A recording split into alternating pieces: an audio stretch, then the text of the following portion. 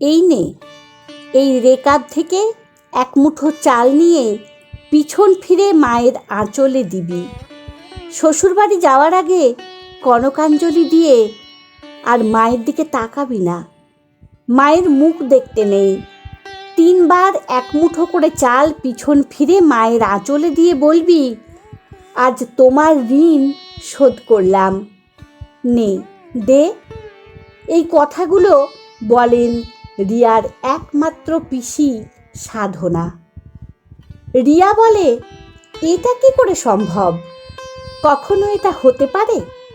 মায়ের ঋণ শোধ করা কি মুখের কথা? তাছাড়া এই এক মুঠো চাল দিয়ে কি মায়ের ঋণ শোধ করা যায়? আমি এই কাজটা করতে পারবো না। প্লিজ তুমি আমাকে জোর করো না পিসি। রিয়া কাঁদতে কাঁদতে মাকে আদর করে দিয়ে বলে, তুমি সাবধানে থাকবে, একদম কাঁদবে না, আমার জন্য চিন্তা করবে না। আমিও বাড়িতে পৌঁছে তোমাকে ফোন করব। বাড়িতে সবার সাথে গল্প করো, দেখবে মন ভালো থাকবে। তাহলে আসি। কাবেরী মানে রিয়ার মা বলেন, সবাইকে নিয়ে সুখে থাকিস মা, বলেই চোখে আঁচল চাপা দিয়ে ঘরে চলে যান। রিয়া বলে, মা একদম কাঁদবে না, আমি আসছি। মনটা সত্যিই খুব খারাপ লাগছে মায়ের জন্য। মা বড্ড একা হয়ে গেল। এখন বাড়ি ভর্তি লোকজন আছে, তাই কিছু বুঝতে পারছে না। সবাই চলে গেলে তখন মায়ের খুব খারাপ লাগবে। অবশ্য মাকে তো এবার বাড়িতে গিয়ে নিজের কাছেই নিয়ে আসবো, আমার এই নিজের বাড়িতে। রনের পাশে বসে শ্বশুরবাড়ির উদ্দেশ্যে রওনা হয় রিয়া, কিন্তু মনটা পড়ে থাকে মায়ের কাছে। মেয়েকে শ্বশুরবাড়ি পাঠিয়ে দিয়ে কাবেরীর মনটা খুব হালকা লাগে। মেয়েটা বড্ড ভালো, সেই ছোট্টবেলা থেকেই কষ্ট করে বড় হয়েছে। একটা দিনের জন্য মায়ের কাছে কোনো বায়না করেনি। এখন সুখে শান্তিতে ঘর সংসার করুক। কাবেরীর মনে পড়ে যায় অনেক দিন আগের কথা। অনেক বছর আগে রিয়ার বাবা ওদের ছেড়ে চলে যায়, মানে অন্য জায়গায় সংসার বাঁধে। তখন রিয়া 3 বছরের। বাবাকে ভালো করে বুঝতে না বুঝতেই বাবা ছাড়া হয়ে যায়। তবে বাবা যে ওর খুব কাছের মানুষ ছিলেন তা নয়, কারণ ওর বাবা যে ওকে পছন্দ করতো না। মেয়ের জন্মের পর থেকে কুন্তল একদম বদলে যায়। কুন্তল চেয়েছিল কাবেরী ছেলে জন্ম দিক, কিন্তু যখন দেখে মেয়ে হয়েছে তখন থেকেই ওর উপর অত্যাচার আরম্ভ করে। মেয়েকে কোনোদিনই কাছে টেনে নেননি, বরং একটু কাঁদলেই কান মুলে দিতেন, গালে চড় মারতেন। মেয়েটা বাবাকে ভয় পেত, তাই বাবার অভাব কোনোদিনই অনুভব করেনি। কুন্তল ওদের ছেড়ে চলে যাওয়ার পর কাবেরী খুব বিপদে পড়ে। ছোট্ট মেয়েটাকে নিয়ে নাজেহাল অবস্থা। রোজগার করার ক্ষমতা কতটুকু? বিদ্যে তো ক্লাস 8। তখন ওর দৌড়ে প্রায় ভিক্ষা করে বাচ্চাটার মুখে খাবার তুলে দিত। এক মুঠো চাল যদি কারোর থেকে জোগাড় করতে পারত, তাহলে কাবেরীর খুশির অন্ত থাকতো না। সেটা ফুটিয়ে ফুটিয়ে একেবারে গলিয়ে ফেলত, যাতে দুবেলা মেয়েটাকে খেতে দিতে পারে। ছোটবেলায় রিয়া জানতো এটা মিষ্টি ছাড়া পায়েস। মাকে বলতো, কি সুন্দর খেতে হয়েছে মা, এতে যদি একটু চিনি দিতে দেখতে তাহলে আরো ভালো খেতে হতো। কাবেরী ভাবে এটাই জোগাড় করতে কাল ঘাম ছুটে গেছে। রিয়া কিন্তু ওই খাবারটা কিছুতেই একা খেতে চাইতো না। ওইটুকু মেয়ে বুঝতে পারত মা কিচ্ছু খায়নি, তাই নিজে 1 চামচ খেয়ে বায়না করে বলতো, মা তুমি খাও, তুমি না খেলে আমি কিছুতেই খাবো না। কাবেরী এক চামচ খেয়েই বলতো, তোর ভালো লেগেছে? আমার একদম ভালো লাগেনি বলেই ঢক ঢক করে জল খেয়ে নিয়ে বলতো, পেট ভরে গেছে, পেটে একটুও জায়গা নেই। রিয়ার ছোটবেলার কথা মনে পড়তেই মনটা কেমন যেন করে ওঠে কাবেরীর। কুন্তল চলে যাওয়ার পর অনেক কষ্টে একটা কাজ পেয়েছিল কাবেরী, একটা কাপড়ের দোকানে। সেখানে সকালে যেতে হতো আর আস্তে আস্তে রাত হয়ে যেত। তখন রিয়ার বয়স 5-5.5 হবে। মেয়েকে এতক্ষণ ফেলে থাকতে মন চাইতো না, তাই কাজটা ছেড়ে দেয়। কুন্তল চলে গেলেও কুন্তলের বোন সাধনা ওদের সাথে যোগাযোগ রেখেছিল। মাঝে মাঝে এসে কাবেরীর হাতে কিছু টাকা পয়সা দিত।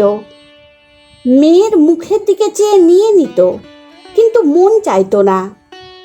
আধপেটা খেয়েই রিয়া বড় হতে থাকে। কোনো দিন কোনো বায়না করতো না। এরপর কাবেরী একটা গেঞ্জি কলে কাজ পায়। সকাল 10টা থেকে বিকেল 5টা অবধি কাজ করতে হতো। মাইনে যা পেত তাতে যা হোক করে ওদের দুজনের চলে যেত।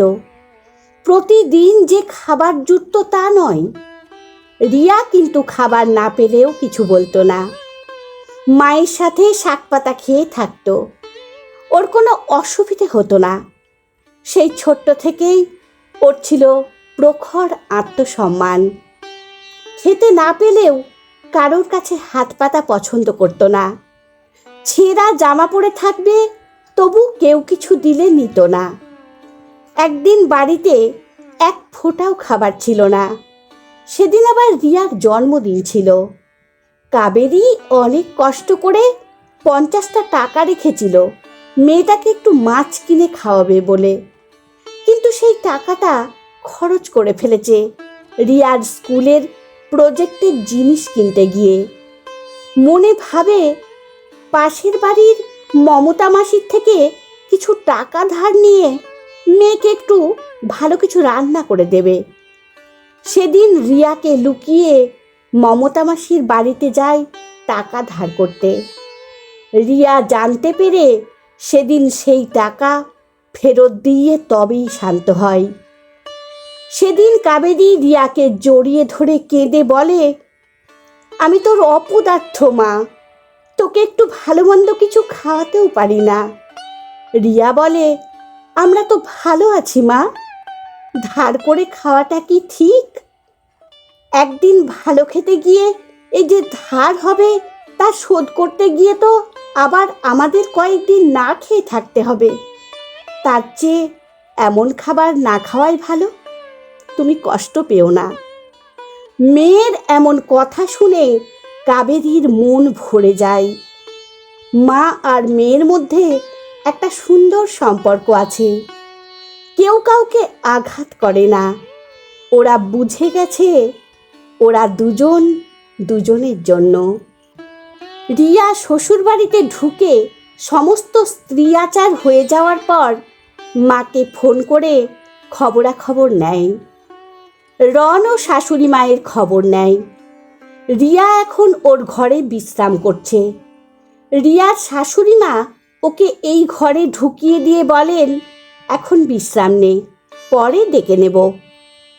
রিয়ার কি আর মন ভালো আছে? মনটা যে মায়ের জন্য আনচান করছে।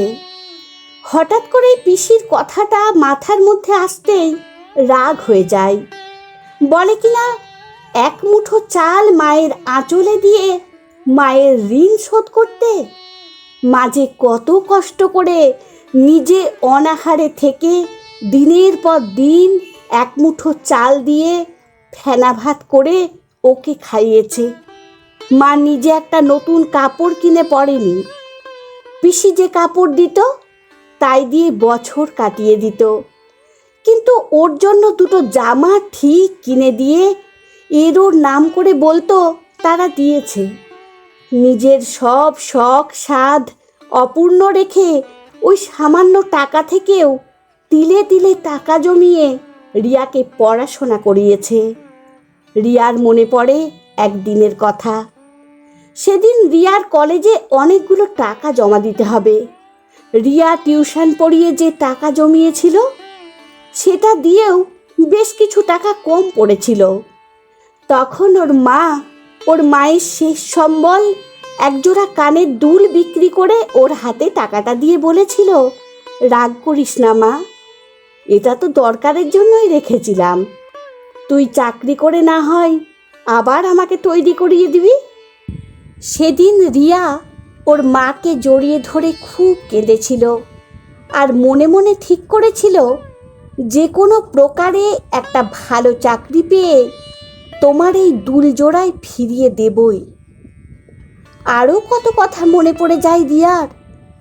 কখন যে ঘুমিয়ে পড়েছে মনে নেই রিয়ার।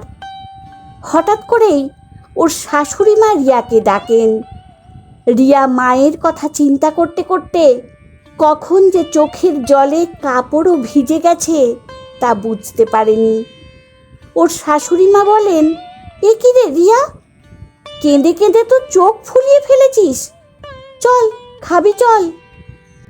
বিয়ে, বৌভাত, অষ্টমঙ্গলা সব মিটে যায়।